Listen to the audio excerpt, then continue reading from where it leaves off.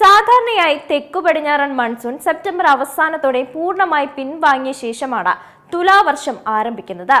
October 1-ാം വാരത്തോടെയോ October പകുതിയോടെയോ കേരളത്തിൽ തുലാവർഷം വന്നെത്തും.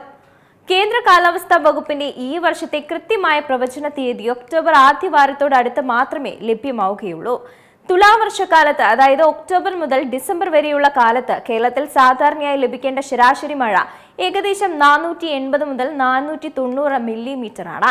തമിഴ്നാട് തീരത്ത് നിന്ന് ബംഗാൾ ഉൾക്കടലിൽ നിന്നുള്ള ഈർപ്പമേറിയ വായു കേരളത്തിലേക്ക് വീശുന്നതോടെയാണ് തുലാവർഷം സജീവമാകാറുള്ളത്. കനത്ത ഇടിമിന്നലും കാറ്റിലും തുലാവർഷത്തിന്റെ പ്രധാന ലക്ഷണങ്ങൾ തന്നെയാണ്. സാധാരണയായി ഉച്ചയ്ക്ക് ശേഷം അല്ലെങ്കിൽ വൈകുന്നേരങ്ങളിലൂടെയാണ് ഈ മഴ വന്നെത്തുക. ഉച്ചവരെ കടുത്ത ചൂടും അന്തരീക്ഷത്തിൽ ഈർപ്പവും അനുഭവപ്പെടും. ഇടവപ്പാതി വടക്കൻ കേരളത്തിലാണ് കൂടുതൽ ശക്തമെങ്കിൽ തുലാവർഷം തെക്കൻ കേരളത്തിലാണ്, അതായത് തിരുവനന്തപുരം, കൊല്ലം, പത്തനംതിട്ട, കോട്ടയം ജില്ലകളിലാണ് കൂടുതലും ശക്തമാകുന്നത്. തുലാവർഷകാലത്തെ 3 മാസങ്ങളിൽ ഒക്ടോബറിലാണ് ഏറ്റവും കൂടുതൽ മഴ ലഭിക്കുക.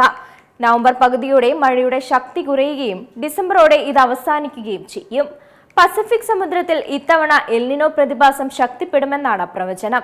സാധാരണയായി എൽനിനോയുള്ള വർഷങ്ങളിൽ കേരളത്തിൽ ഇടവപ്പാതി കുറവായിരിക്കും. എങ്കിലും തുലാവർഷങ്ങളിൽ മികച്ച രീതിയിൽ മഴ ലഭിക്കാറുമുണ്ട്. ഈ വർഷം ഇടവപ്പാതിയിൽ മഴ കുറവായതിനാൽ തുലാവർഷത്തിൽ കൂടുതൽ മഴ ലഭിക്കുന്നത് സംസ്ഥാനത്തിന് ആശ്വാസകരമാകും.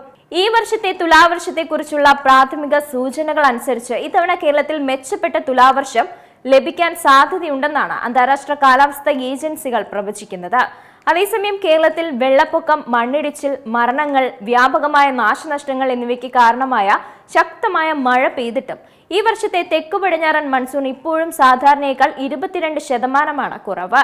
ഇന്ത്യൻ കാലാവസ്ഥാ വകുപ്പിന്റെ കണക്കനുസരിച്ച് അടുത്തിടെയുണ്ടായ അതിശക്തമായ മഴയുടെ ആഘാതം മൺസൂണിന്റെ ആദ്യ പകുതിയിൽ അടിഞ്ഞുകൂടിയ മഴക്കുറവ് കുറയ്ക്കാൻ സഹായിച്ചുവെങ്കിലും മൊത്തത്തിലുള്ള ഒരു മൺസൂൺ രീതിയുടെ പുനരുജ്ജീവനത്തെ അവ സൂചിപ്പിക്കുന്നില്ല.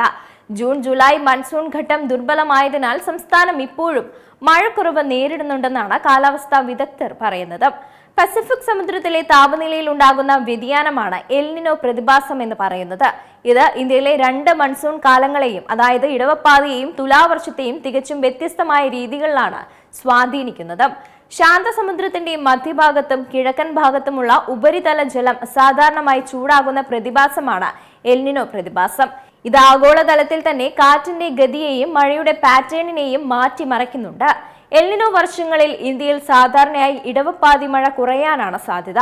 ഇത്തവണ കേരളത്തിൽ ജൂൺ ഓഗസ്റ്റ് മാസങ്ങളിൽ മഴ കുറയാൻ ഇതാണ് പ്രധാന കാരണമായത്. ഇടവപ്പാതിയെ ദുർബലമാക്കുന്ന ഇതേ എൽനിനോ പ്രതിഭാസം വടക്കു കിഴക്കൻ മൺസൂൺ അഥവാ തുലാവർഷത്തിന് അനുകൂലമായ സാഹചര്യമാണ് ഒരുക്കുന്നത്. ചരിത്രപരമായ കണക്കുകൾ പരിശോധിക്കുകയാണെങ്കിൽ എൽനിനോ സജീവമായ വർഷങ്ങളിൽ തെക്കേ ഇന്ത്യയിലും പ്രത്യേകിച്ച് കേരളം, തമിഴ്നാട് തീരങ്ങളിൽ മികച്ച തുലാവർഷം ലഭിച്ചിട്ടുണ്ട്. ഇതിന് പിന്നിലെ ചില കാരണങ്ങളുണ്ട്. ഒന്നാമത്തേത് കാറ്റിന്റെ ഗതിമാറ്റം തന്നെയാണ്.